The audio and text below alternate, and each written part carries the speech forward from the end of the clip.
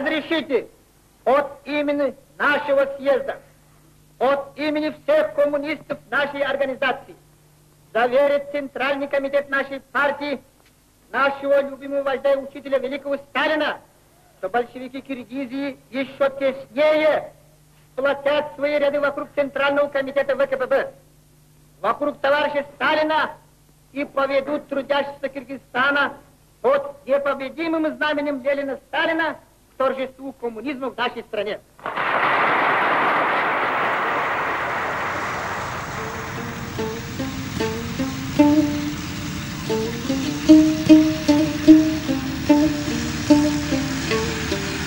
Бүгін 1961 жылдың 10 май күні. Кече Кыргызстан Компартиясынын Борбордук комитетинин кезексиз чакырылган 6-чы пленуму Исхак Разакович Разаковду биринчи катчылыктан бошоткон. Эртең Совет мамлекетинин борбордук жана республикалык маалымат каражаттары Разаковдун башка кызматка өткөндүгүнө байланыштуу ээлеген кызматынан бошотулду деп билдирүү таратат.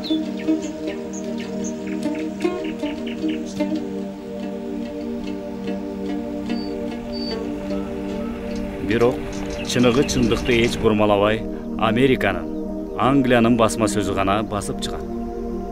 Анда Хрущев Орта Азиядагы ленинчил, сталинчил акыркы кадрда кызматтан алды деп жазышат. Мындан 2 саат мурун ал борбордук комитеттин өзү чогуу иштеген аппараты менен коштошкон.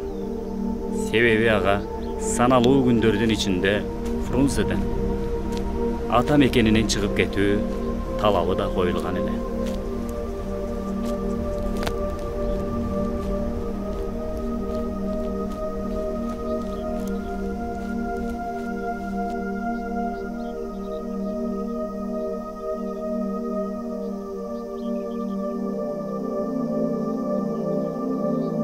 Ата, сиз ушул жерде төрөлгөнсүзбү? Ооба балам. Ушул жерде. Ата бабаларыбыз да ушул жерде төрөлгөн. Апамчы? Апаң да ушул жерде төрөлгөн балам. Шахтада иштеген Орус Васячы кайсы жерде төрөлгөн? Ал Орус Вася эмес. Анын аты Вася эле. Улуту Орус. Айтып айтпа балам. Капа болуп калат. Деги улутуң ким? Айтчы. Менин улутум Кыргыз. Мына бул жерлерде, тетиги тоолорда Кыргыздын тоолору. Туурабы ата? Туура. Айланып кетейин акылыңдан. Бизде каласыңбы? Кал. Бизде сенде балдар бар. Жакшы окуйсуң, жакшынакай адам болосуң. Атың ким? Исак. Фамилия как? Атаңдын аты ким? Разак.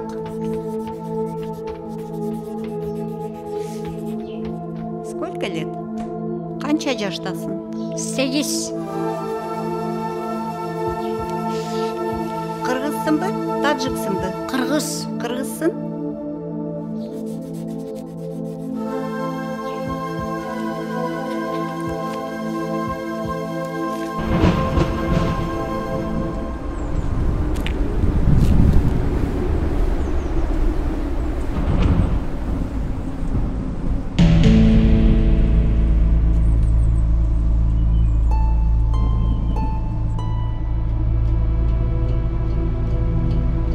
Biz sizge işenamiz. Siz halk üçün xizmat qilgan fidoyi rahbarlardan birisiz. Usmon Yusupovich. Yo'q, sizni Iskok Razakovich. Qirg'izistonda ana vataningizda ulug' ishlar kutmoqda. Men buni sezib turibman. Mayli endi, bora qoling. Poyezddan kechikib qolmang.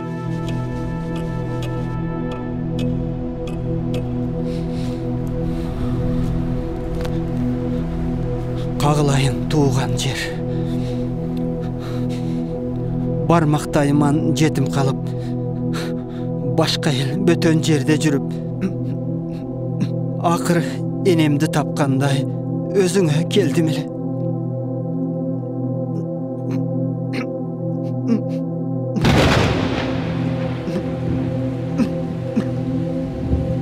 Kolumdan gelişince işledim. Senden ayanar mende can çoğul.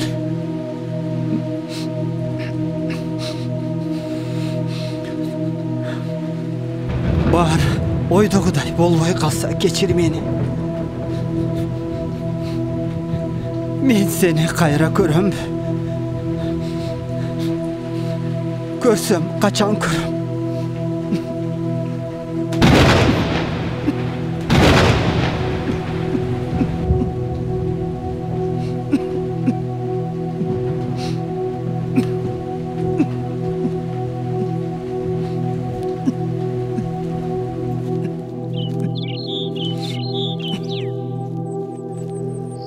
Разаков кызматтан бошотулган үчүн кайгырган жок.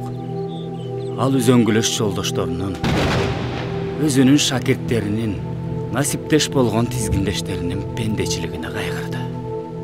Туулган жеринин жытына зар болуп келип, 16 жыл адал эмгек кылса да, өз мекенинде калып иштөөсүнө рухсат берилбегенине кайгырды.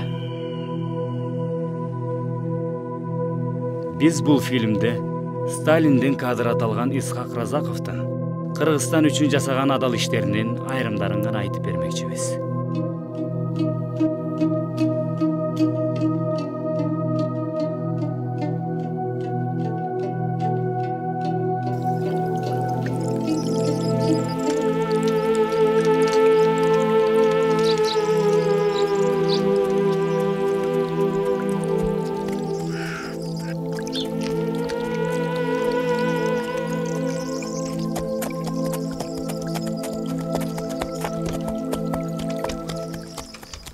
Эмне кылып атасыңар?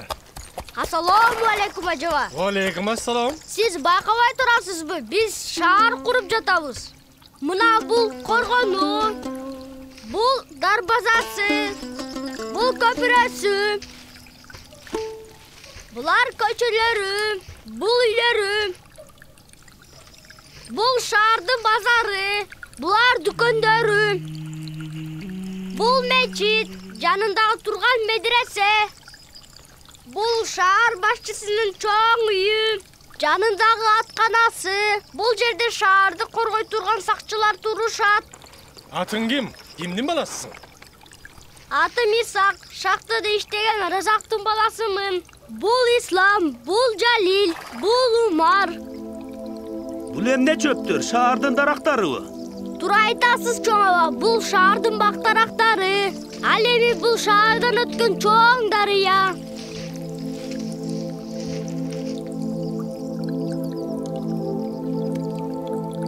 Чуп.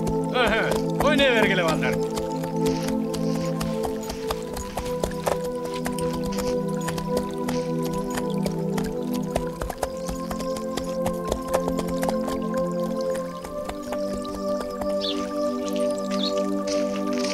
Биз көрбөй калдык го. Бул бала буйруса бир адам болот го. Астафиралла, астафиралла. Бир сайдан чыкпаган бала бирөөлөрдүн айтканын элестетип, шаарды биз көргөндөн дагы артык кылып айтып берип жатпайбы? Айтып берди. Кудайым назарын салганы чын болсун. Бул Разактын баласына. Кана, оми. Бак карасын, кыдыр дарысын. Элим, жерим деген эр азамат жигиттерден болуп өссүн. Исак балам, амин, Аллаху акбар.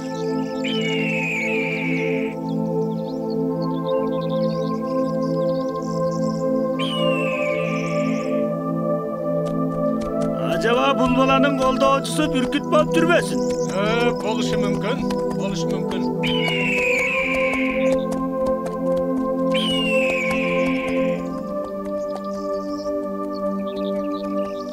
Бул биздин шаарыбыздын сааты. Чык-чык деп жүрүп турат. Саатта кайчыга коебуз? Саат деген шаардын так ортосунда турат деп укпадыкпы?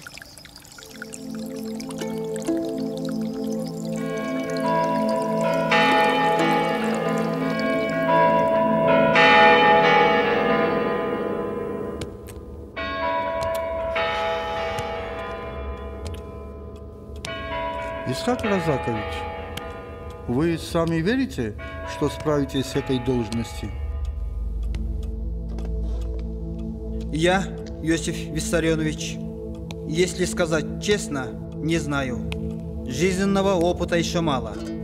Мне всего лишь 35 лет. Садитесь. Наоборот, я бы сказал, что жизненного опыта у вас достаточно.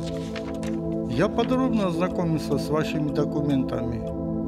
Вы экономист, работали в Госплане Республики, руководили областным госпланом, после чего возглавили Госплан Республики. Были министром просвещения и заместителем председателя Совнаркома Республики, затем секретарем Центрального комитета Компартии Узбекистана по идеологии. Да, товарищ Сталин. Да. Усман Юсупович испытывал вас на всех ступенях настоящего руководителя. Хотя вы киргиз, но в Киргизии не жили, правда ведь? Да, товарищ Сталин.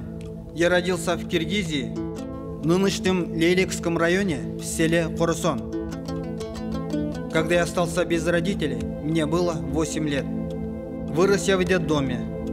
Сначала учился в Таджикистане, потом в Узбекистане. Наслышан об этом. Скажите, как народ? Как жизнь народа? Сейчас, товарищ Сталин, народ как никогда воспрянул духом. Народ ликует от великой победы. Возвращение с фронта каждого солдата – настоящий праздник для каждого села. Ведь у нас у мусульман обычно празднуют осенью. Сейчас нет дома, который не ликует от радости и счастья. Узбекский народ трудолюбивый. Их труд в годы военного лихолетия не хуже военного подвига. Как вы сами знаете, заводы и фабрики работали только на войну. А в селах техника почти отсутствовала. Несмотря на это, Большой Ферганский канал мы строили кетменем, лопатой. Если народ сообща как один будет трудиться, то он свернет Егора. Я своими глазами видел это, товарищ Сталин. Садитесь. Я уверен, что вы справитесь с должностью председателя Совнаркома Киргизии. Самое главное, вы хорошо знаете, какие требования были поставлены на призыв Центрального комитета. Кадры решают все. Вокруг себя побольше соберите хороших кадров, как вы сами. Работайте инициативно. По мнению Политбюро, это аванс, оказываемый вам. Пока поработайте. А потом, по истечении определенной времени, мы еще вернемся к этому вопросу. Товарищ Сталин, я постараюсь оправдать ваше доверие. Буду служить советскому народу. Турабаев Батышевті болса, жүзім председателіне көрсетші. Анды іштеген, Олдығазы Тоқыбаевты Талас обкомының секретарлығына жөнетіп атса. Осындай қаңшығар бар.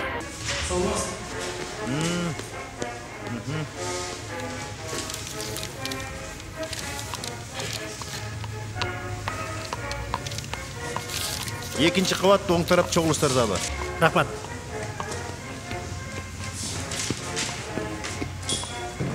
Саламатсыз.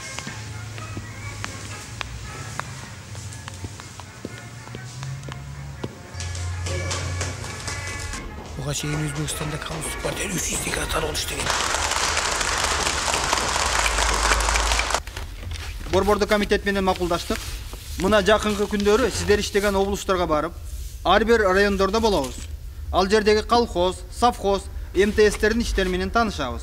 Мен жана жогоруда пленумда да айттым. Эң негизгиси биз ынтымакта, темирдей тартип менен иш алып барсак, бардык кыйынчылыктарды жеңебиз. Бекеринен эл арасында ырыс алды ынтымак деп айтылган. Коом таза болот деп сөзүн бүтүрдү. Кыргызча сүйлөдүбү? Орус тилдүү көрүнөт. Бирок башында ортоклар деген сөз менен баштады. Ушу күнгө чейин Өзбекстанда иштеген. Иштегенде да чоң кызматтарда. Эне тилин унутуп калды го. Жетекчилер бул жерде жашап чоңойдук. Сөз байлыгыбызды арттыралы деп мына мындай китептерди окуп турабыз. Туура айтамбы? Туура айтасыз. Эгер эне тилинде сүйлөбөсө, бул кызматта көпкө турбайт го. Туура айтасыз. Мен да ошондой ойлойм. Тумандай аккуу канат каккансый, жерден үстү көтөрө албай кайгыны, көз алдымда төөгө чиркеп тарткансый. Жаштык күндөр таттуу эле сүтүндөй, булут минип зуу-зуу кылып жаткансый. Исхак Разакович, алдагырды сиз эмес биз да жаттап бүттүк го. Ошондойбу, жолдош капитан. Айтмакчы, эрте мененки тамактануунун акчасын төлөдүңүз беле? Жок. Жана ким? Александр Михайловичтин жардамчысы төлөп турбогойду. Жолдош капитан, ушундай токтотосуз.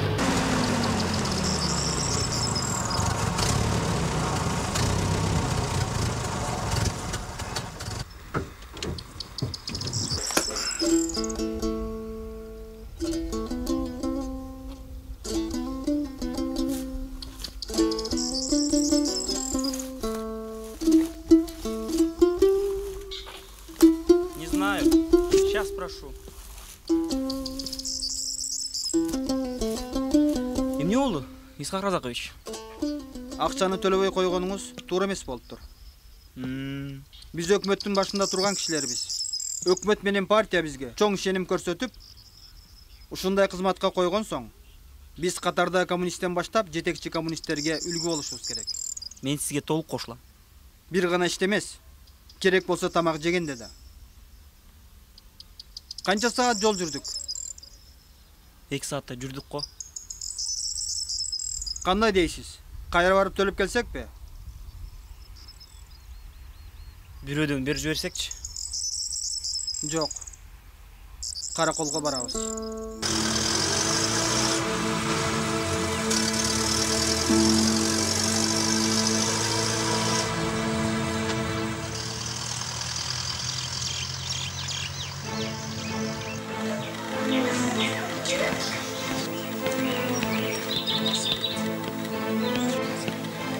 Соңосын.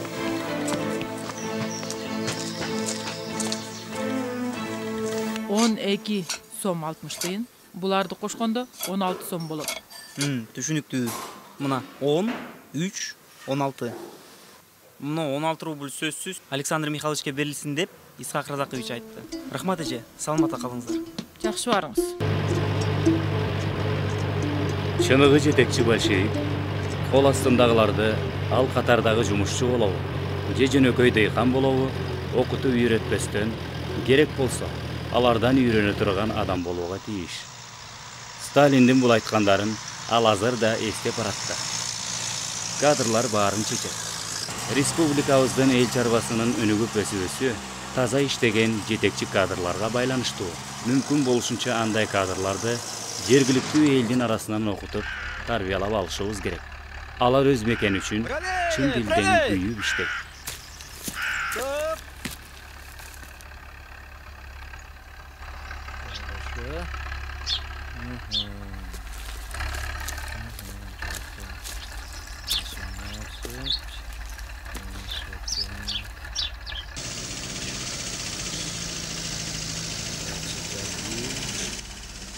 Товарищ бригадир, какая-то машина едет. Да? Где?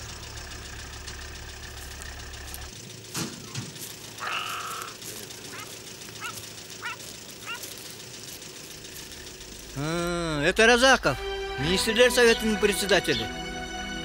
Разаков? Дегенбайке! Дегенбайке! Дегенбайке!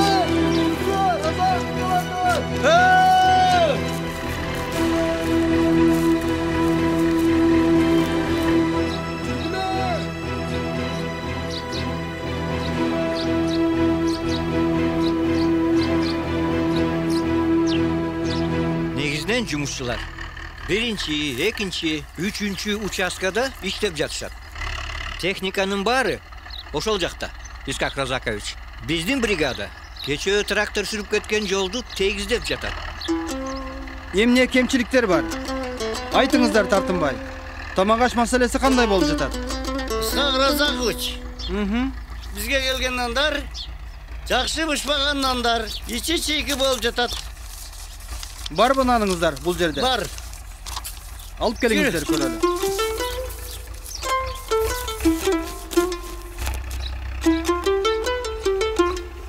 Чын эле чийик экен.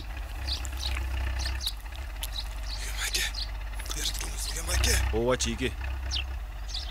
Нан маселесин, тамак аш маселесин чечебиз. Мен өзүм көзөмөлгө аламын. Сиздер деген Кыргыз ССРинде биринчи жолу курулуп жаткан суу сактагыч курулушунун жумушчулары болосуздар. Бул жерге дагы көптөгөн жумушчулар келет. Дагы көптөгөн тракторлор, автомобилдер келип иштешет. Бул суу сактагыч бүткөрүлсө, дагы чоң Чүй каналы бүткөрүлсө, кошумча 70 000 гектардан ашуун жерди өздөштүргөн болобуз. Саламатсызбы? Саламатчылык. Мектепте окуйсузбу? Кайсы айылдан болосуз? Орто Токойдон. Арадан көп өтпөй, Орто Токой суу сактагычынын курулушуна кошумча техникалар менен жумушчулар тартылат. Жумушчулардын тамак ашына көңүл бөлүнүп, дүкөндөргө, ашканаларга бышкан нандын келүүсү көзөмөлгө алынат. Мындай мамиле бир гана Орто Токойдогу курулушта эмес, эл чарбасынын бардык тармактарына бирдей каралат.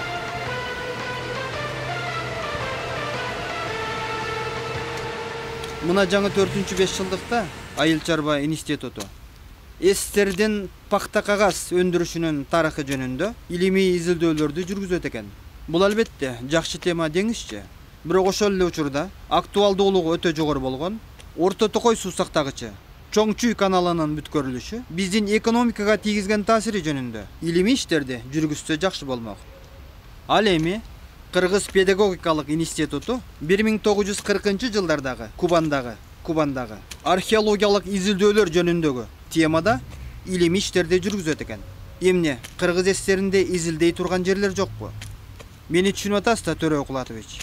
Жергиликтүү элдин арасынан илимпоздор жок кесе. Ошондуктан башка жактан келгендер өздөрү билген гана темаларды көтөрүүдө. Алар үчүн биздин республиканын келечеги кызыктырбагандай.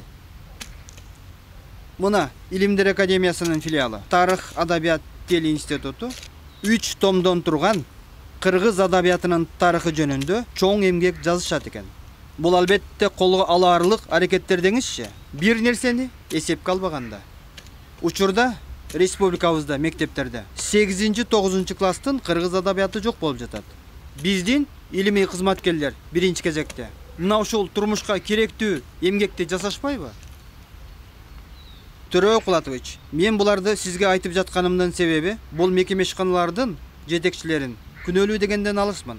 Болгону биз мамлекеттин башында турган жетекчилер бул маселелерди терең изилдеп, анан бийликтин жогорку бутагында туура чечим чыгарып, аларга өз убагында туура багыттагы тапшырма берүү менен көзөмөлдөө жагын айткым келип жатат. Исхак Разакович, кымындай сырымды айтайынбы? Сиз кыргыз тилинде жакшы сүйлөп калдыңыз. Мен буга чейин башкалардан угуп келдим эле. Азыр өзүм байкап, сизге чоң ишеним артып турам. Төрө Окулатович, рахмат. Ашыкча мактабаңыз. Менин билгенимден дагы эле билбегеним көп. 1948 жылы Быстровкадан балыкчыга темир жолу бүткөрүлүп, алгач боомду аралап Ысык көлдүн батыш жээгине Фрунзеден эл чарбасына керектелүүчү товарлар менен поезд келди. Балыкчыда биринчи поездин келишин эл чыдамсыздык менен күтүп турган. Салтанаттуу митингде Разаков: "Бүгүн биз жаңы Кант балыкчы темир жолунда жумушчу сапарды ачып жатабыз. Эми Ысык көл жана Тянь-Шань облустары болот жол аркылуу Советтер Союзунун бардык областтары жана республикалары менен байланыша алат" деди. Республика тарыхында дагы жетишкендиктердин бири катары Фрунзе шаарына биринчи троллейбустук линия тартылып, анын ишке киргизилиши Ала Тоо кинотеатрынын жанында чоң салтанат менен белгиленди. Ал жерде Кыргызстандын борбору күндөн күнгө жакшырып баратканы, кеңири көчөлөр салынып, мекеме ишканалардын жаңы корпустары, кабаттуу үйлөр, кварталдар көбөйүп баратканы айтылды. Манас эпосунун 1100 жылдыгын белгилөө демилгеси да мына ошол учурга туш келет. Бирок кемеңгер жетекчинин мекенчил идеяларын улутчулдукка бурмалагандар да арабызда болгон. Кийин көсөм, мен кыргызды бир эле экен деп жүрсөм, 2-3 болуп кеткен турбайбы деп өкүнгөн жери бар.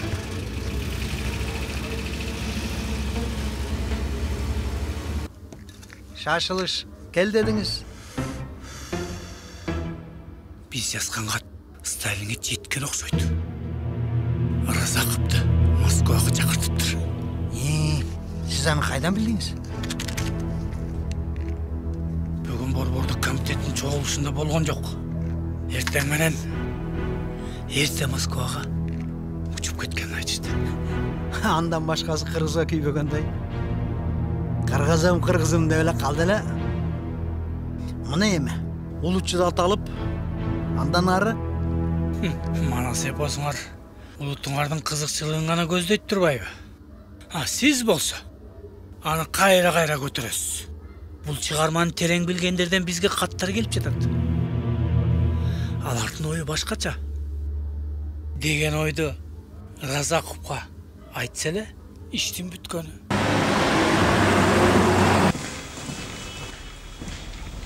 Скажите, Исхак Разакович, некоторые люди высказывают мнение, что эпос «Манас» произведение националистическое, в котором отражаются интересы исключительно киргизского народа. Каково ваше мнение на этот счет? Как вам сказать, Иосиф Виссарионович, эпос «Манас» – это устное произведение, которое кыргызский народ передавал из уст в уста, из поколения в поколение в течение многих веков. Он пока не записан на бумаге. У нас есть немало сказителей эпоса, которые вышли из простого народа. Поэтому я считаю, что произведения, передающиеся из поколения в поколение, нельзя назвать националистическими. Во-вторых, у каждого народа есть произведения, памятник и культура, дошедшие до нас из глубины веков. В Грузии, к примеру, есть поэма «Витязь в тигровой шкуре» Шота Руставели. У русских слово о полку Игореве. Вы их прекрасно знаете. Поэтому я против того, что такие духовные богатства народов считать националистическими. Да, других слов от вас я и не ожидал. Мы поддерживаем ваши действия в этом направлении.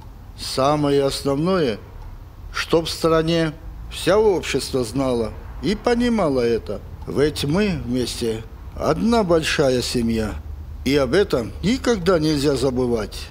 Было бы хорошо, чтобы вы привели защиту эпоса сильные аргументы, которые никто не смог бы оспорить. Очень правильно, товарищ Сталин.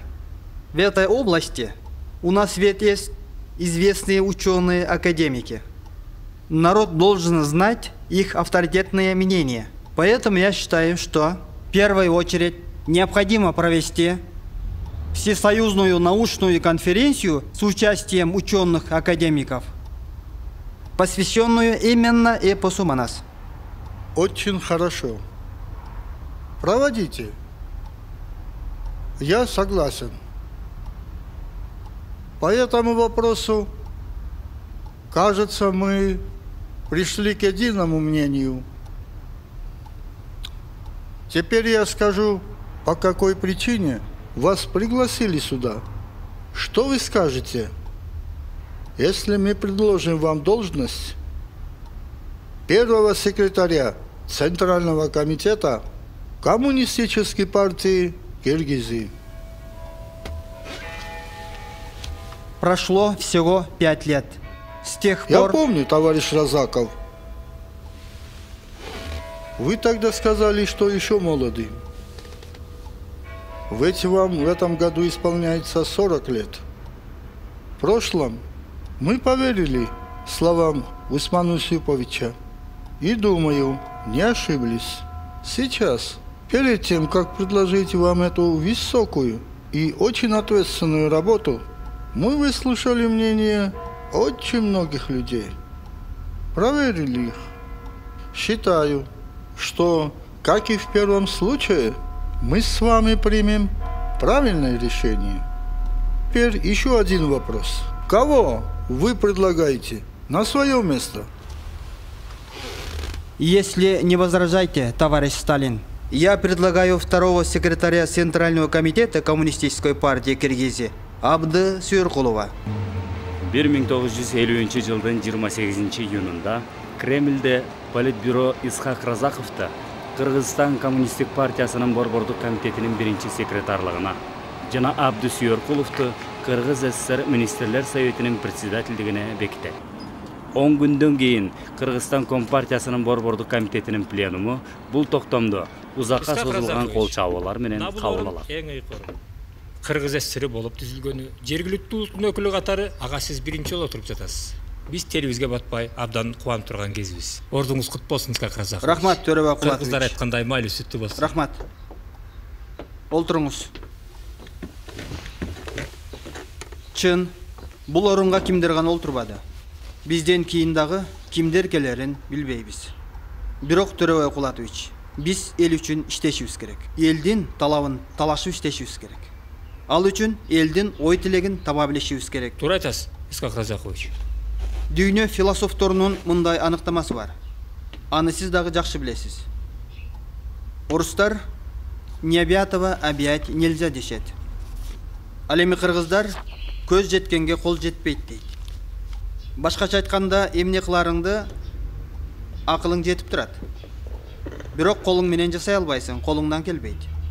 Бул философтордун оюна кошумчалап, буга аракет кылыш керек дегим келет. Кантип, Исхак Разакович?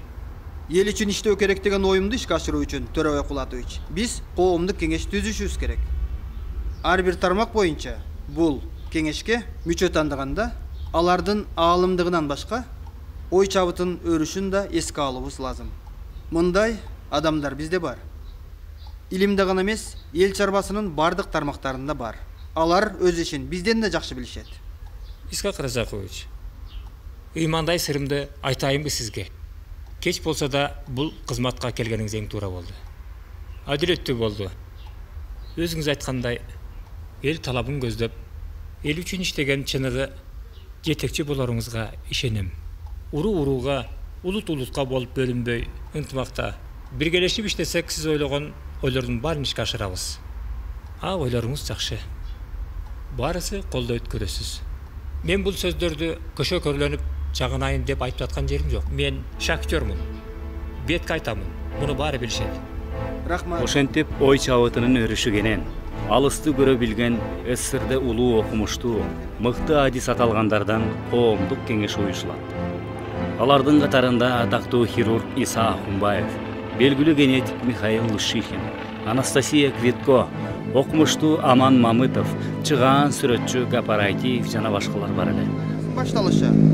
Кетмен төбөрөнү бул жакта таш көмүргө бараткандагы ортоңку төмөнкү бөлүмдөр. Жолдош Исхак Разакович, биз азыр таш көмүрдөн кайрылып, Фрунзени көздөй багыт алдык.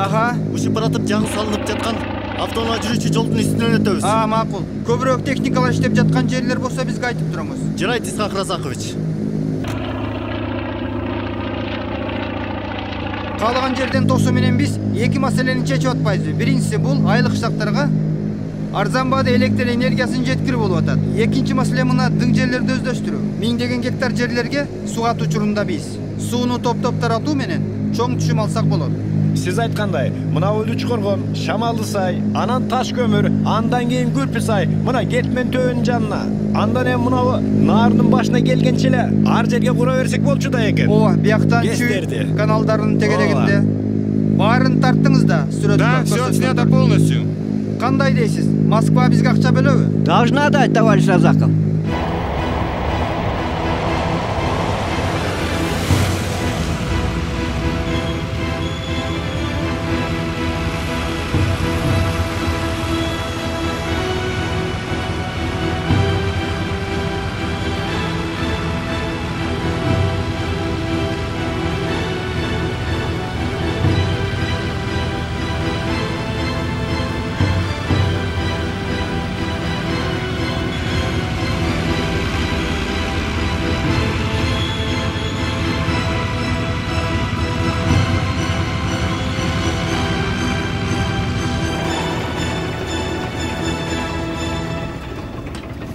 Кандайсыз? Хусейн Күлбаев, саламатсызбы? Дең соолуктар жакшыбы? Саламатсызбы? Саламатсызбы? Хусейн Күлбаевич, бул жер Төбашыбга чейин канча чакырым? 40-50 дейм. 40-50? Ооба. Азыр кай жерге барабыз? Азыр ошол түнелди көздөй жол алабыз. Жакыныраак жерге барабыз, Жакшы. Макул, рахмат. Жакшы калыңыздар. Нарын дарыясына бойлото 17 ири ГЭС курууга мүмкүн боло турганы. Эгер анын баары курулуп пайдаланууга берилсе, Илич шамы Кыргызстанды гана эмес, Өзбекстан менен Казакстандын бүткүл аймагына жетет деген окмуштуулардын айткандарын азыр эки жетекчи элестетип баратты. Арадан көп өтпөй Нарын дарыясына биринчи болуп 3 коргон ГЭСи курулат. Андан кийин Токтогул ГЭСинин куруу иштери башталат. Бул өтө маанилүү делген энергетика тармагынын өнүгүшү Фрунзе-Ош автомобиль жолусуз элестетүү кыйын эле. Ошондуктан азыр эки жетекчи 1950-55 жылдардын эл чарба планына киргизилген Фрунзе-Ош автомобиль жолунун курулушуна Кюашу дубанына бараткан.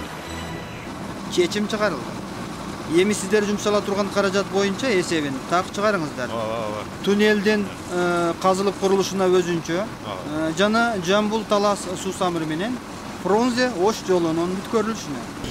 Искак Разакович, азыр Төө Ашууга жакын бара албайбыз. Кар калың түшкөн. Тракторлор жолду тазалап атышат. Азыр арка өзүндө 2 техника иштеп атат. Бер жагында дагы мына техникалар, Ооба. Азыр ушул жерде 4 техника. Ал жагында аз болуп атат. Ал жагында себеби кардын калыңдыгына байланыштуу Көкөмөрөндүн суусун бойлогон жол жабылып калбады. Ошондуктан барчу техникабыз ал жакка жете элек. Искак Разакович, мына мурда бүгүнкү болгон чогулушта бюродо жол курушчулардын баары катышкан. Мына сиз да катышкансыз. Бул участкалардын баарына иштин көлөмүнө жараша техникалардын санын тактаганбыз. Бүгүн болбосо да эртең техникалар айтылат. Разаковдун ою боюнча ошол жылдардын бири Манас эпосунун жылы болмок. Алдыда дүйнөдө теңдеши жок бул залкар эпостун 1100 жылдыгын белгилөө салтанаты турган. Алгач Сталин менен макулдашылгандай бүткүл союздук илимий конференция өткөрүлүп, эпос улутчул эмес, чыныгы элдик чыгарма экени далилденет. Ошол жылдардан баштап Манас эпосун изилдегенге кеңири жол ачылат. Бирок Сталин өлгөндөн кийин Кремлдеги жаңы бийлик эпостун 1100 жылдык салтанатын өткөрүүгө салкын мамиледе болгон. Биздин сүрөтчүлөр качантан бери ишенден чыгып калган? Түшүнбөй турам сизди, Капаратеевич. Эмне болду? Чоо жайын айтыңызчы. Олтуруңуз. Эмне үчүн биздин сүрөтчүлөрдү катыштырбай жаңыдан курулган опера балет театрынын кооздоп жасалгылоо жумуштарына сырттан сүрөтчүлөрдү чакырышат? Түшүнүктүү. Сиздер мурда мындай жумушту жасап көрбөгөнсүздөр да. Бул биринчиден. Экинчиден убакыт тартыш. Ал эми иштин көлөмү аябагандай чоң. Бул ойлоно турган маселе. Капаратеевич. Искак Разакович, ошол сырттан чакырганы жаткан сүрөтчүлөр деле биз окуп, такшалып чыккан жерден тарбияланышкандар. Бизден ашып деле кетишпесе керек. Анан бизди чанып сырттан чакырганыңыздар бизге ишенбөөчүлүк туудурат го. Искак Разакович. Сиздер биз айткан убакта бүтүрө аласыздарбы? Эмне үчүн бүтүрбөйбүз? Бүтүрөбүз. Ой өрүшүбүз, кыял чабыттарыбыз башкалардын кем эмес, Искак Разакович. Анткени театрга келген адамга улуттук операнын жүзү көрүнүп туруш керек. Маданият бөлүм башчысын мага чакыртыңыз. Капаратеевич, ал жерде алтындын да иштетилерин билесиз да. Бул жагынан сиздерде тажрыйба барбы? Искак Разакович, ташты сүйлөтүп, таштан гүл жасоочу мына колдор алтынды иштеткенди билбейт деп турасызбы? Билебиз, баарын билебиз. Биздин колго карматыңыздагы ишти кабыл алыңыз. Башка театрлардан кем калбагандай кылып жасайбыз. Москвадагы чоң театрдын, Ленинграддагы Петр Биринчинин тургузган театрындай кылып жасасак жагабы? Андай жасасаңыздар сөз жок. Негизги талап, Капаратеевич, баштагыларды кайталабагандай. Өзүнчө шаңдуу театрга келген адамдарга шаттык тартуулап, сыймыкка бөлөй турган театр болууга тийиш. Дал ошондой болот. Дал ошондой кылып жасайбыз, Искак Разакович. Мен өзүм барып көрдүм. Жакшы ойлор бар. Здравствуйте. Что меня вызывает? Да, там Капаратеевич. Сиз өзүңүз ачетте калбаңыз. Булар театрдын ички тышкы кооздоп жасалгылоо макетин эскиздерин комиссиянын талкуусуна коюуга тийиш. Кийин өкмөттүк комиссия Капаратеев баш болгон сүрөтчүлөрдүн жасаган иштерин кабыл алганда, анан республиканын ар кандай расмий жыйындарын өткөргөндө президиумда отуруп Айтиевдин таарынычын эстеп, бир чети күлкүсү келсе, бир чети ал жетектеген сүрөтчүлөр менен бүткөрүлгөн театрдын жасалгаларына суктана карап, сыймыктанчу болду. Мына, Кыргыздын опера жана балет театры. Эми биз улуттун жүзүн классикалык чыгармалар менен дүйнөгө көрсөтө алабыз. Разаков айткандай, алгачкы ийгиликтердин бири катары 1958-жылы Москвада болуп өткөн кыргыз адабияты менен искусствосунун экинчи декадасында Муратбек Рыскулов, Бүбүсара Бейшеналиева баш болгон таланттуу артисттер СССРдин эл артисти деген наам алгандарын атасак болот. Ушундай эмеспи, Дөлөн Өмүрзакович? Сиз кандай дейсиз? Айтканыңызда галет жок. Сиз тамшангандай Ленинград чынында эле кооз шаар. Бирок кыргыз жеринде кооз жер эч жерде жок экен. Аны кыргыз баласы гана билет. Ал эми күндүн баркын болсо, тоо арасында төрөлүп, күн жытта ойгонуп, күн жытта уктаган кыргыз гана баласы билет экен. Сиз акындардай сүйлөйсүз го, ыр жазып жүрбөңүз. Ала тоонун кысалыгы алыста жүргөн ар бир кыргызды акын кылат экен. Сөзүңүздө калет жок. Менин да башымдан өткөн. Мекен кусалыгы, анын кадырын андан алыста жүргөн гана адам билет. Чындыгында мекен кусалыгынан күчтүү кусалык болбосо керек. Анан ала тоосун сагынган кыргыз жигитинин партиянын борбордук комитетинин 3-чү секретарын айтканын эки кылып, сунуш кылынган иштен баш тартканыңызды кандай түшүнсө болот? Исхак Разакович, сиз өзүңүз деле билесиз да Кыргызстанда спорттун жоктугун. Ал эми жоктон барды жаратыш кыйын. Мен ошон үчүн баш тарттым. Туура.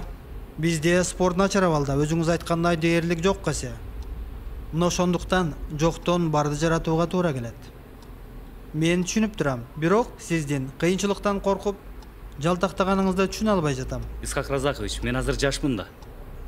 Болгону 30-дамын. Тажрыйбам жок, адамдарды да тааныбайм. Биздин спортсмендер быйылкы Спартакиадада артынан биринчи орунду ээлегенин билесиз да. Алдынан эмес, артынан биринчи. Ошонун өзү эле сизди ойлондурдубу? Азыр эле өзүңүз мекен тууралуу жакшы сөздөрдү айттыңыз. Кыргызстан да башка өлкөлөрдө өсүп өнүксүн деген Кыргызстандын ар бир адамы буга көмөк көрсөтүшү керек. Сиз кандай дейсиз? Туура. Кыйынчылыктар болот, ансыз мүмкүн эмес. Чегирткенен корккон эгин экпейт дегендей, корко берсек алдыга жылыш болбойт. Эң негизги айтар сөзүм, Дөлөн Өмүрзакович. Кыргыз болуп туруп кыргызга сиз күйбөсөңүз, мен күйбөсөм, анан ким келип күйүп кызмат кылып берет? Айтыңызчы, ким? Кыргыздын даңкын кыргыз гана чыгарат. Башкасын айтпаганда да Кожомкул Балбандын даңкын билбеген казак менен өзбек жок. Но ошол алып Кожомкулду берген кыргыз элинин уучу куру дейсизби? Андайлар көп. Кеп аларды таап, тарбиялоодо, таптоодо отурат. Мен макулмун, Исхак Разакович. Болгону бир өтүнүчүм бар. Кандай? Айтыңыз, тартынбаңыз. Бул иштин жыйынтыгы ондогон жылдарды талап кылаарын жакшы түшүнөсүз. Анан эртең эле өлкөбүздүн атын чыгарган чемпиондорду тарбиялай салам деп убада бере албайм. Сиздин колдооңузга, жардамыңызга муктаж болом. Спорт тармагынын биринчи жетекчиси Дөлөн Өмүрзаков борбордук Спартак стадионунун курулушун тездетти. Фрунзеде дене тарбия жана спорт институтунун ачылышына себепкер болду. Айыл кыштактардагы мектептерде, кесиптик жана жогорку окуу жайларда спорт аянтчалар, мекемелерде стадиондор курула баштады. Ошол жылдары Кыргыз мамлекеттик университети, Илимдер академиясы, политехникалык институт жана бир топ педагогикалык жогорку окуу жайлар ачылып, жергиликтүү улан кыздарды билим менен илимге тартканга жакшы шарттар түзүлдү. 1953 Москва менен Ленинград шаарларында окуган кыргызстандык улан кыздардын саны 1,5 миңге жеткен. Бул ошол кездеги көз караш менен баамдаганда чоң жетишкендик эле. Ошол борбордук окуу жайларга жылына Кыргызстанга бөлүнгөн квотага жалаң жергиликтүү улан кыздар жөнөтүлсүн деген Разаковдун көрсөтмөсү болгон. Хорошо. Дагы бирөө жазып берет деп эдиң беле? Ал жазбаймын деп айнып калыптыр. Сага жакшы кызмат керекпи? Керек. Анда аракет кыл. Сен урлук кылбасаң корко тургандай. Болгон элдин ойлу чогулуп жатасың. Туурабы? Туура. Борбордук жогорку окуу жайларга жалаң лимит боюнча кыргыз улутундагы кыз жигиттер жөнөтүлүп жатабы? Жөнөтүлүп жатат. А эмне? Башка улуттагылардын укугу жок бекен? Бул деген улутчулдукка жатат. Эми бул убактылуу көрүнүш нерсе. Аны ким айтпады сага? Ой, мына орустардын билимдүү үлүмдүү кишилери Разаковдун саясатын колдоп атышат. Аны ким айтып жатса да, сіздердің саясатын тура емес түсініп турбайбы? Болып тұранда, давай. Сен дагы издештиргин. Муну менен болгону биз партия менен өкмөткө туура ойду гана билдиребиз. Макул анда, Макул.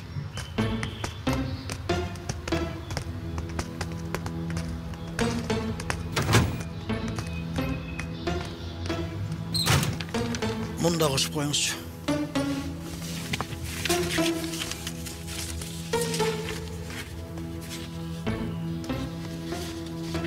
Эмне бирөө элеби? Бирөө эле экен. Бала да саясат кайда жатканын түшүнбөйт. Орустар Разаковду колдойт дейт дагы. Эмне дейт? Аны муну айтып менин башымды ортоп кайра. Мага үйрөтөт дагы. Анда жанагыларга кеттик. Ошентип эле акча берип болсо да ошолорго жаздыралы. Мен деле ошентип ойлойм.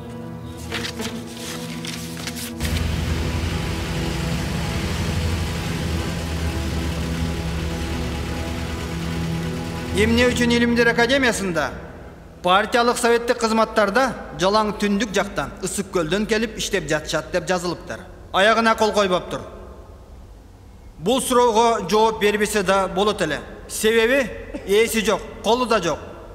Бирок ошого карабастан жооп бербесек болбойт. Анткени суроо өтө маанилүү. Суроону берген адам Кыргыздын тарыхын жакшы билбесе керек. Демек, мен бир аз токтолоюн. Падышалык Россия мурда Кыргызстандын түндүк жагын каратып албады беле. Ошондой эле советтик бийлик да түндүк жакта мурда орнободу беле. Биринчи техникумдар, жогорку окуу жайлары да ушул жакта ачылбады беле. Ошондуктан алгачкы кадрлар да ушул жактан даярдалбады беле. Караңыздарчы, педтехникумду, медтехникумду бүтүргөн 16-17 жаштагы балдарын путевка боюнча түштүккө кызматка жөнөтүп, маңдайынан сылап, бетинен өөп, узатып жатып, жакшы иштегиле деген ата-энелерге биз рахмат айтуубуз керек. Ошентип окууну бүтүп, түштүккө келип, билимин таратуунун натыйжасында түштүк жактан билимдүү академик, профессорлор өсүп чыгышына мен толук ишенем.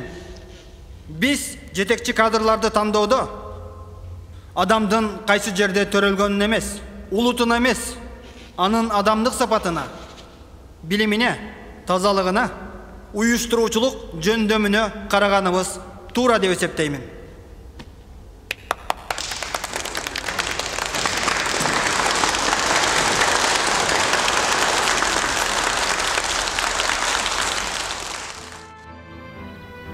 Эки жылдан бери республиканын райондорунда дан жана башка өсүмдүктөрдөн жогорку түшүмдүү сортторун алуучу сыноо станциялары иштей баштаган. Бүгүн ошондой сыноо станцияларынын биринде Кыргыздан чыккан биринчи айыл чарба тармагы боюнча илимдин кандидаты, анан доктор, академик болгон Аман Мамытовдун алгачкы ийгиликтерине Разаков баа берип, жеринен таанышып жүргөн. Биз республиканын колхоз-совхоздорунун жер кыртышынын картасын толук чыйдык. Бул биздин чоң эмгек болду. Эми биз которуштуруп, жерди айдоого киришсек болот. Ансыз жердин асылдуулугун арттыруу мүмкүн эмес. Жакшы кабарыңыз бар экен. Чындап эле сүйүнчүлөй турган иш жасапсыздар. Эми ар бир чарбанын агроному.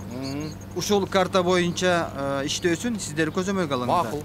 Ошентип. Кайсы аянттын жер кырчы кандай, аны кандай минералдык заттар менен азыктандыруу керек экендиги тууралуу дагы ушул картада көрсөтүлүшү керек. Анан Аман Мамытович, чүйдөгү курулуп жаткан каналдар, Оштогу 30 адыр Кулунду каналдары, Орто Токой, Таластагы Киров, Төрткөл, Папан суу сактагычтары бүткөрүлсө, дагы миңдеген жерлер өздөштүрүлөт.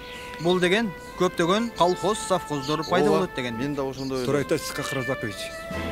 Сиздин көрөгөчтүгүңүз менен көтөргөн демилген сең туура. Бул Сүлүктүү шаарындагы номер 2 көмүр казып алуу шахтасы. 5 жылдыктын планын мөөнөтүнөн 6 ай мурун аткарып, дагы 600 тоннадан ашык көмүр казууга аракеттенген кенчилерди бул ийгиликтер менен Разаков куттуктап кетти. Орто Азиянын качыгары аталган Сүлүктүүдө дагы 2 чоң шахтанын курулушу жүрүп жаткан. Алар жаңы 5 жылдыкта толугу менен бүткөрүлүп, көмүр казууга киришет. Бүгүн ошол маселе боюнча Тооген министри менен жеринен таанышканы барган.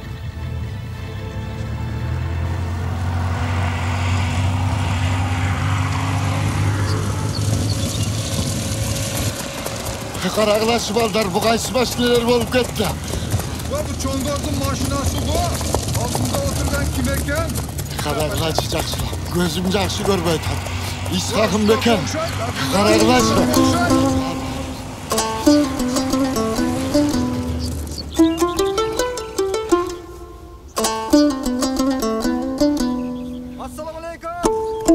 Кандайсыздар? Assalamu alaikum İshak ağa. Саламатчылык, атты кармагыла. Атамдын атын кармагыла. İshak. Assalamu alaikum. Абдулат ага. Seni de göre turgan günüm var eken. Батыр чоңо, кандайсыз? Амансызбы? Туугандарым менин. Жол болсун, кайда жүрүп баратасыздар? Seni sülüktüge gelecek. Айтмакчы, Токен министри Закирбек Бусурманов. Саламатсыздар. Жақсы болсуңар. Ооба, сүлүктүгө келдик эле. Өзүңүздөр кандай турасыздар анан? Ора болупсуздар да тага. Өзүм деле сиздерди көрүп кетсемби дедим. Сууап келиңиздер. Олтуруңуз тага. Олтуруңуз. Kışta orup kaldım balam. Ölüp kalan mı dedim hele. Göreyim degen günüm var eken. Seni görsetken Kudayga bin mertebe şükür. Suda içip alыңыз. Башыңыз айланган жокпу тага? Келиңиз, турасызбы? Рахмат сиздерге ата, оорубаңыздар. Кудай буйрса дагы быйыл мына жакшы түшүм болду. Элде токчулук болот. Биздин кенчилер дагы 5 жылдыкты өзүнүн мөөнөтүнөн эртте. Шляпаңызды алып келдиңиз. Аха, рахмат. Мөөнөтүнөн эртте орундатып атат пландарын. Элибизде Кулунду каналын казып бүтүрүштү. Суу барды. Эми жаңа айылга көчүңүздөр. Чоң-чоң көчөлөр болот, үйлөр салынат. Анан окуучуларга мектеп, балдар бакча курулат, мончо болот. Ушулай айтканың боюнча кайрылайын дедим эле сага. Аха. Биздин туугандар, биз аз эле элбиз. Ата жайыбыз деле калар. Искак келсе айталы. Бизди көчүрбөй эле койсо деп турушат. Анан кокустан өткөндөгүдөй колуң тийбей кетип калсаң, дагы эмне болуп кетет деп мени ойбойума койбой буларды кошуп жиберишти. Туура тага, мен туугандарымдын айткандарын билемин. Билесизби, бул октябрь революциясына чейин Асанбайдын малын жайлоодон айдап келебиз деп сиз мени ээрчитип алгансыз. Ошондо бир жалгыз өрүк дарактын көлөкөсүнө келип эс алдык. Анда тага дарактын ушунча жалбырагы бар экен санадым десем, сиз жерге түкүрүп, "Кой балам, эч кимге айтпагын. Эч ким билбесин, көз тиет" деп. Ошол сыяктуу тага азыр мен бир айта турган сөзүм бар. Бул сөздү дагы эч ким билбеш керек. Аны билсе элдер туура эмес түшүнүп калат да. Өзүңүз билесиз, биз Кыргыз Советтик Социалисттик Республикасы башка боордош республикалар менен чектеш жерлерибиз бар. Эми муну биз зым менен тоса албайт экенбиз. Ошондуктан Лейлек районунун Тажикстанга чектеш жери, мындан ары алсак Баткен району, Кызыл Кыяга чейин, андан ары Кыргызстандын бардык чектеш жерлерине суу чыгарып, элди көчүрөбүз. Ошентип Кыргыздын жерлерин сактап калалы деп атабыз, 1 метр болсо дагы. Баракалла балам. Акылыңдан айдала. Ошондуктан тага сиз туугандарга баш болуп көчүңүздөр эртерээк. Бул жерлер сиздердин жериңиздер, малдарыңыздарга жайыт болот. Кайсы учурда болсо мына эгин талааны пайдалана бересиздер. Ошондой эле мына май тоңгосту изилдеп атабыз. Кызыл аяктын жерин. Бул жердин астында толгон токой кендер бар. Өз учуру келгенде бул элдин жыргалчылыгы үчүн кызмат кылат. Түшүндүм. Балам, эми түшүндүм. Түшүндүңүзбү тага? Акылыңа баракалла балам. Биз көчөбүз. Көчүңүздөр тага. Кызыл аяк туугандарымдын баардыгын өзүм баш болуп көчүрөм. Ошентиңиздер. Коямыз, силер ишиңерден калтырбайлы. Элдин ишиндесиңер. Бара бергиле бардан. Баргыла. Жөнөгүлө. Жакшы туруңуздар. Биз азыр министр менен бара турган жерибиз бар. Анан Кулунду тарапка өтөбүз. Эл менен жолугабыз. Макул энем. Ишиңер илгери болсун. Аксакалдарга жакшы кара эме. Аттарыңар жакшы экен. Ой Искак. Бу туугандарымды көрөтөлөм деп илинбей ишиңди кыла бер. Элдин ишин кыл, балам. Макул тага. Болду эми. Абдулла болду. Өзүңдү карма? Болду эми.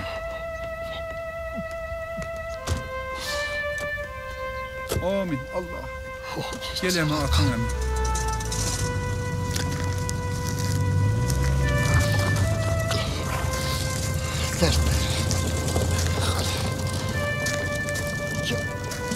Yok,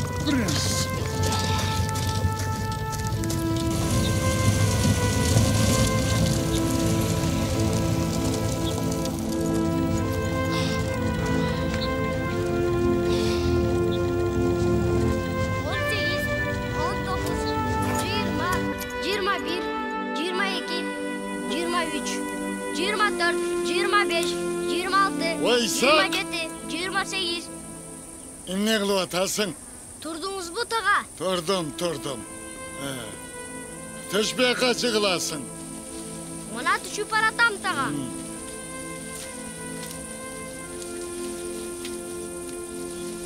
Ayaktım ne kılıp atasın? Taraktın çalpırağın sana atam. Ya. Uşul örüktün mü? Oba. Kança çaldırak var eken anam? 79.500.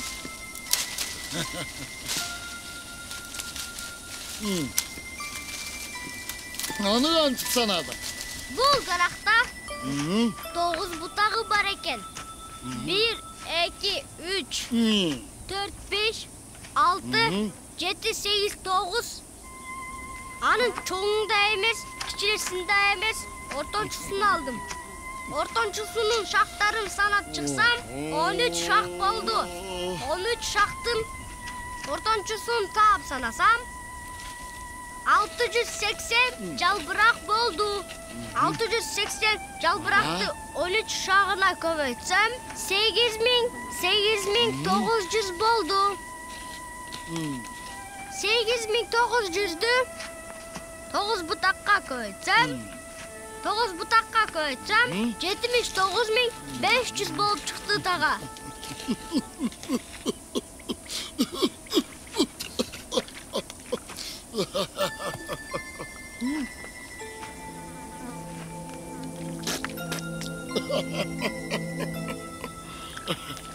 İshak balam, mından ki mınday sanavay жүргүн. Göz tiyip ketip жүрбөсүn. Atasın gülüm. Ben senin milyonga şeyin sanayalarını bilçimin. Biroq başında mınçalık neçege jeterini oylop turmун balam. Tağa men milyondan da köp sanayalam. Sadaka olayın senden, sadakan olayın. Ay balam, hadi. Mından keyin hiç kimge bunu aytpagım makul. Makul tağa. Göz tiybesin. Hazır ele uşundaysın balam. Çoğayganda kanday olar ekensin. Kudaydın gözü düz bolsun. Kuday boldansın seni. Baykuş yapan uşunun barın görmeye kalmadı mı?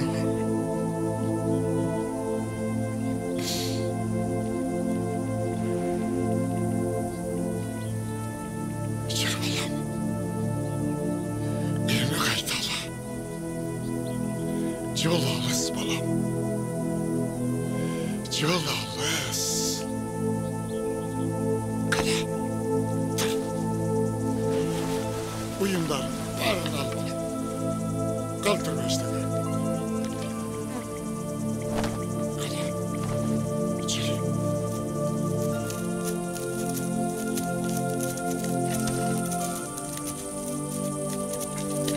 Kuvvetkende kaydan öğrendim.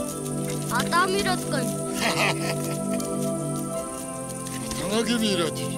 Şahtada işteyen oruz dostu var go Vася. Oşol üretken. Bale. Vася degen şu atamın dostu olan ömrümde versin. Sana. Hadi. Girelir.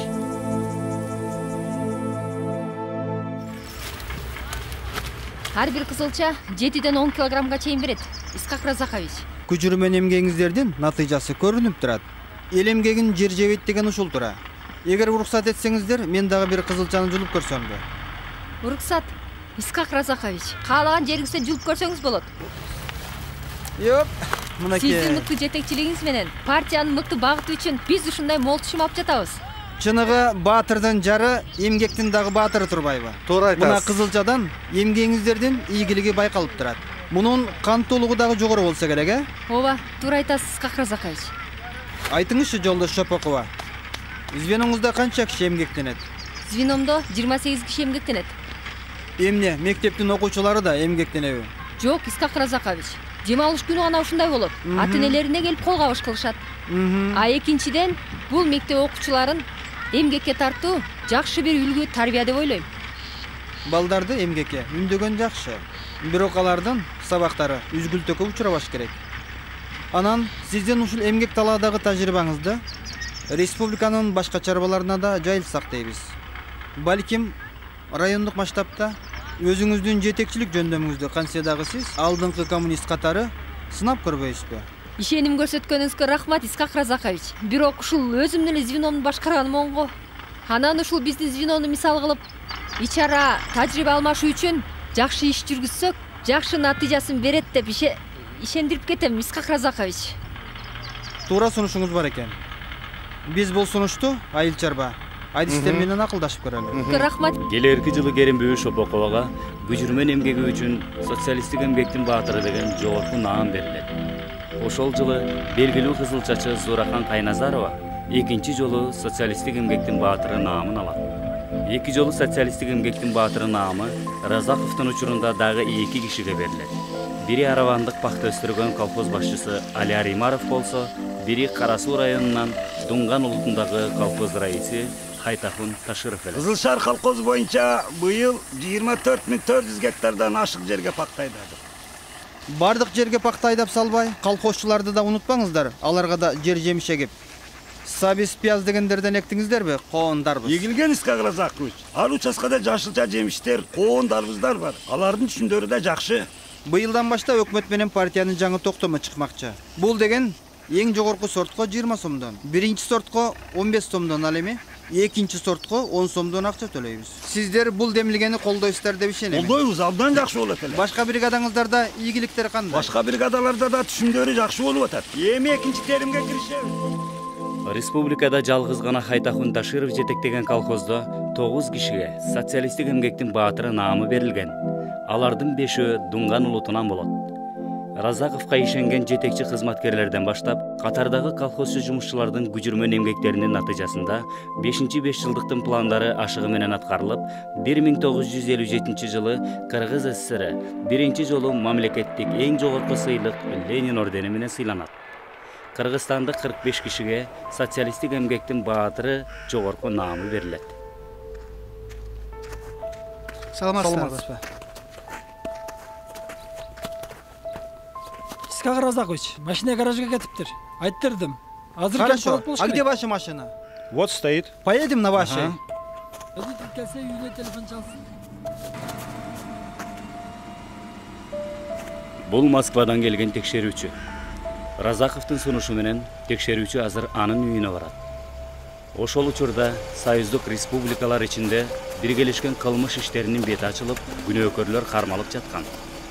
Бул чуулгандуу окуяга катыштыгы бар деп, укук коргоо органдары Фрунзедеги октябрдын 40 жылдыгы менен Аламүдүндөгү трикотаж токуу фабрикасынын жетекчилери баш болгон 32 адамга кылмыш ишин козгойт.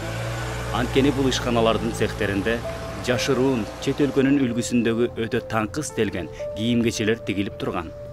Кылмышкерлер баарын байкаштыра, астыртан билгизбей Разаковдун аялына да өздөрү тиккен кундуз жакалуу пальто тартуу кылышат. Албетте Разаков аны билген эмес.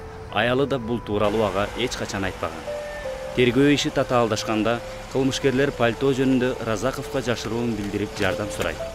Мындай нерседен кабары жок Разаков иштин чоо жайын түшүнгөндө баары мыйзам жолунда болуусун талап кылат. Ошондуктан бүгүн текшерүүчү Разаковдун сунушу менен анын үйүнө келди. Ал кылмышкерлердин көрсөтмөсүнө ылайык берилген пальтонун жакасын сөккөндө артында тигилген фабриканын этикеткасы бар деп жазып бергендерин текшергени келди.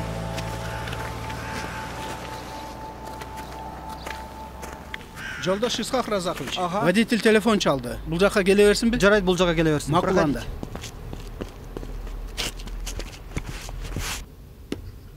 Позвольте. Да.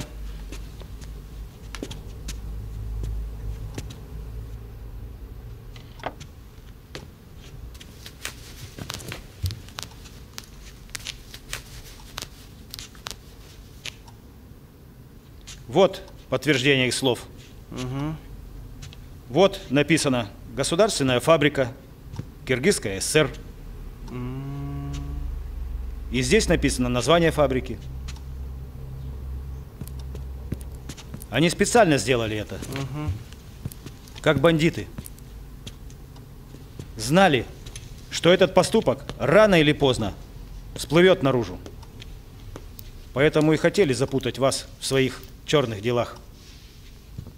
Ну, а дальше разберется прокуратура. Хорошо. До свидания. До свидания.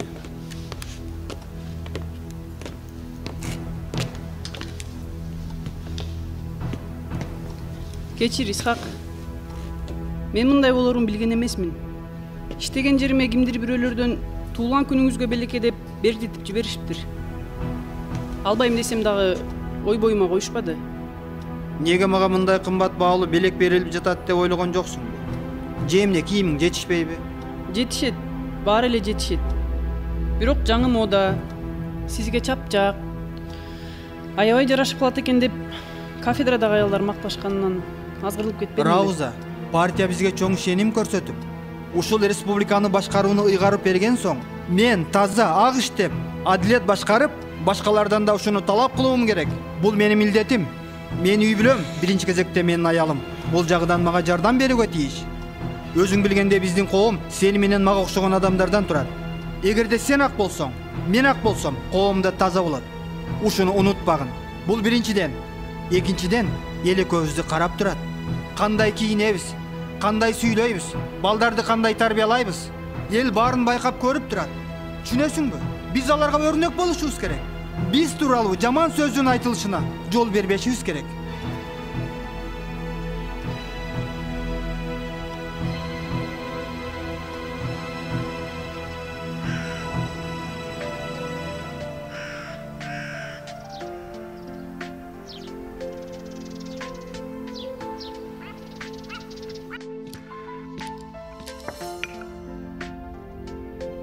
Балдар жатыштыбы? Ооба, укташты.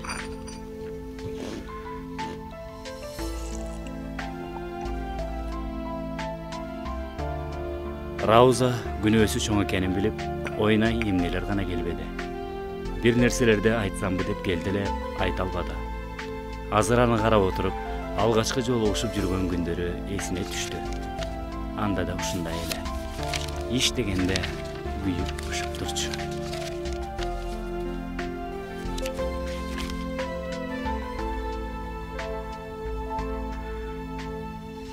Пайчичикейби, лелектемби. Рахмат. Туугандарың кандай турушат экен? Менден салам айттыңбы? Айтпагандачы.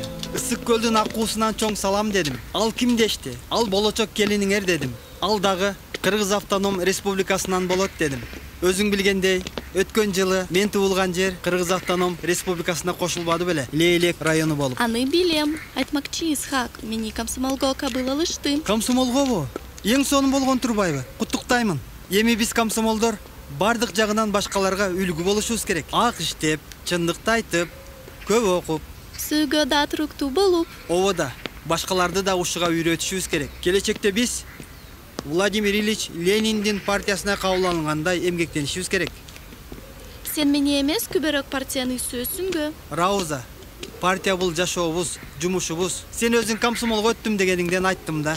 Ал эми сүйүүнү болсо сөз менен эмес, көздөрүбүз менен билдирип жатпайбызбы бири-бирибизге, туурабы? Туура.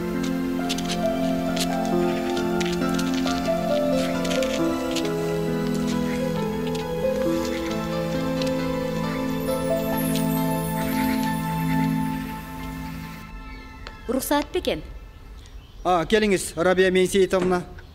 Өтүңүз. Саламатсызбы, Исхак Разакович? Саламатчылык, олтуруңуз. Партиялык иштер боюнча өткөн кварталдын отчетун карап чыктым. Бир-эки маселе болбосо, иштериңиздер жаман эмес. Рабия Менсеитовна, ал жумуштарды анан сүйлөшөлү. Сизди башка маселе боюнча чакырттым эле. Телевидение деген эмне билесизби? Жок, билбейт экенмин, Исхак Разакович. Москвага барганда көрбөдүңүз беле? Иә, момундай радио сыяктуу, бирок адамдар сүйлөгөндө, ырдаганда ичинде өзү көрүнүп турат. Жок, көрбөптүрмүн, Исхак Разакович. Мына ушундай керемет Кыргызстанга да келе турган болуп жатат. Биздин балдарыбыз дагы үйдө олтуруп, дүйнөдөгү жаңылыктарды ушул телевизор аркылуу көрүшөт. Башкача айтканда, радио тармагы менен биргеликте биз жаңы телерадио комитет түзгөнү жатабыз. Ушул телерадио комитетти сизди жетектеп берсе деп. Бул сунушка сиздин оюңузду билсем деп чакырттым эле. Исхак Разакович, бул менин колумдан келбейт го. Андай дебеңиз. Олтуруңуз, Рабия Менсеитовна. Биз Борбордук комитеттин бюро мүчөлөрү менен сүйлөштүк. Башка партиялык кызматкерлерди да карап көрдүк. Бирок көпчүлүгү сиздин кандидатураңызды жактырышты. Кантсе дагы сиз көп жылдардан бери аппаратта үгүт иштери боюнча бөлүмүн жетектеп, уюштуруучулук жөндөмүңүз жогору. Экинчиден, туура ак иштеген коммунисттердин бирисиз. Рахмат, Исхак Разакович. Мага ишеним көрсөтүп, чоң кызматты сунуш кылганыңызга ыраазымын. А бирок мен ал тармактын адиси болбосом, колумдан келбей калып, партиянын ишенимин актай албай каламбы деп корком. Исхак Разакович, мени башка эле жумушка сунуштасаңыз жакшы болот эле. Жоопкерчиликти сезгениңиз бул жакшы нерсе. Бирок адам баласы төрөлгөндө эле бардык нерсени тегиз билип төрөлбөйт. Аны турмуштан үйрөнөт. Экинчиден, эң негизгиси, сиз эл менен иштегенди билесиз. Аларга тегиз карап, ала балын эле туура түшүнө билсеңиз, иш өзүнөн өзү жүрүшүп кетет.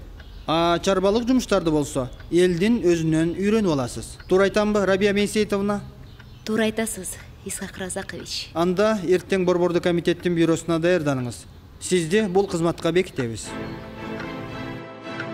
1958 жылы декабрь айынын башында Кыргыз ССРнын борбору Фрунзе шаарында алгачкы жолу телевизиондук станция обого чыгат. Саламаттарбы кымбаттуу жолдоштор. Фрунзедеги телевизион студиясы техникалык сыноосун баштайт. Бүгүнкү программабызда кыргыз музыкасынан концерт. Ошол күндөн баштап кыргыз телевидениеси түптөлүп, акырындап республиканын бардык аймагына көрсөтүлө баштаган. Быйыл да былтыркы деңгээл. Жаңы төрөлгөн ар бир 1000 бөбөктүн 30-у 1 жашка толбой чарчаган. Сиздер келгенче биз Абдусүйөр Колович, Иса Коноевич, Курмангали Карикеевичтер болуп, бул маселенин айланасында акылдаштык. Ойлорубузду ортого салдык. Эми силердин дагы ой пикириңерди, баалуу кеңешиңерди уксак.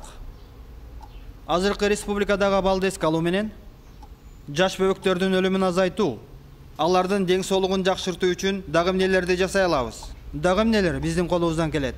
Мына ушулар тууралуу ой бөлүшсөк. Кантсе дагы биз биргеликте. Орто мектеп окуучуларына азырынча, албетте азырынча, көпчүлүк бөлүгүнө ысык тамак берүүгө жетиштик го. Арадан көп өтпөй Кыргызстан жетекчилиги балдар арасындагы оорууну төмөндөтүү боюнча чаралар жөнүндө токтом кабыл алат. Анда 1 жашка чейинки оорукчан балдарга бекер тамак аш азыктарын берүүнү уюштуруу жагы каралат. Ошол жылдары Разаков республикадагы жогорку окуу жайларына 70-80%га чейин кыргыз улан кыздары кабыл алынсын деген токтомго дагы кол коюлат. Жергиликтүү элдин санын, анын ичине мыкты кадрларды көбөйтүү аракеттерине кийин улутчул деген айып тагылып, аны кызматтан алганга бирден бир себеп болгон. Эмне болду түндөсү бизди чогултуп? Тынччылыкпы деги? Тынч эле. Бир маселени сиз менен сүйлөшүп, анан сизди кайра жеткирип коюшат. Телефондон сүйлөшсө болбойбу? Жок. Телефондон сүйлөшсө болбой турган маселе экен, Жолдош Кадыркулова.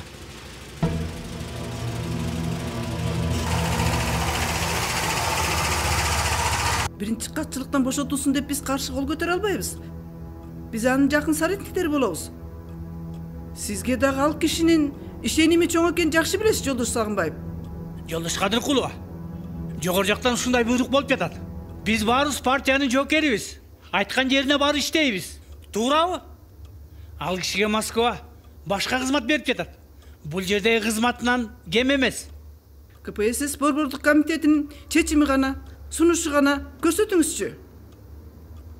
Биз кыргыздар ал жактын чечими жок эле өзүбүз Разаковду каралап, өзүбүз кызматтан алат турбайбызбы? Андай болбойт.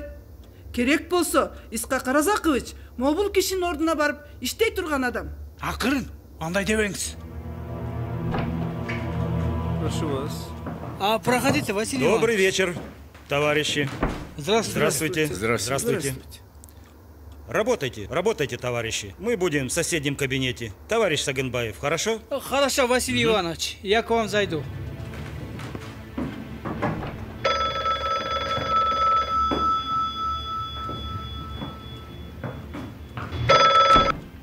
Алло.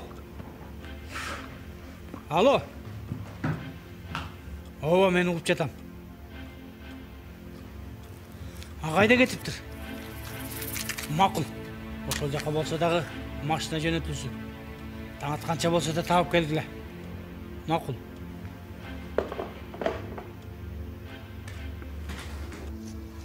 Жолдош Кадыркулова, мен деле сиздин пикириңизге толук кошулам. Сиз, биз эч нерсе кыла албайт окшойбуз. Бул маселе жогорку жактан мурда көрсөтүлгөн окшойт. Ооба, бул чечимге биздин арабызда жүргөндөрдүн салымы бар. Өздөн чыккан өрт жаман деп ушуну айтат. Макул. Биз Борбордук комитеттин мүчөлөрү жогору жактан сунушкана деп эртең пленумда каршы бололу.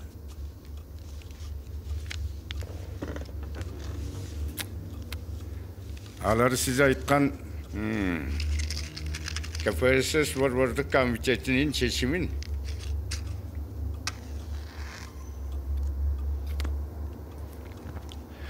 бүгүн болбосо эртең дароо чыгарып жетип келет деп корком.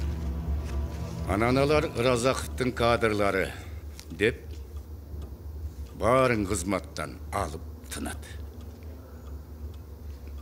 Буга жанагы биздин арабызда жүргөндөрдүн жардамы тиет.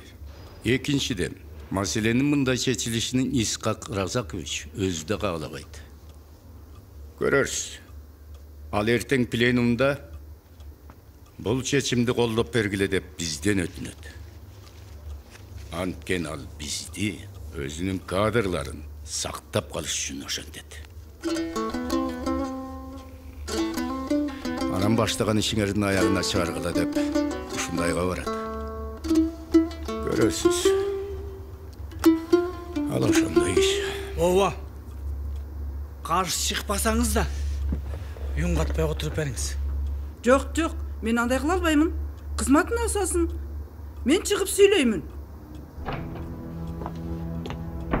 Сизди чакырып жатат. Жолдоштор, чыгып сүйлөшкөн пленумдун бардык мүчөлөрү менин Борбордук комитеттин биринчи секретары кызматындагы кетирген улуттуу саясий каталыктар менен жаңылыштыктарымды курч, ачык, партияча талап коюу менен айтып өтүштү. Бул сынды мен чоң жолдоштук партиялык жардам катары кабыл алам. Каталык кетирдиңби? Коммунисттей жооп бер. Тайсалдыба, жоопкерчиликтен качпа. Айтарым, бюро бул токтомду менин өтүнүчүм менен кабыл алган жок. Бирок Борбордук комитеттин бюросунун бул чыгарган чечими менен мен толук макулмун. Жана бул чечимди пленумдун мүчөлөрү тарабынан бир добуштан колдоого алынышын суранар элем.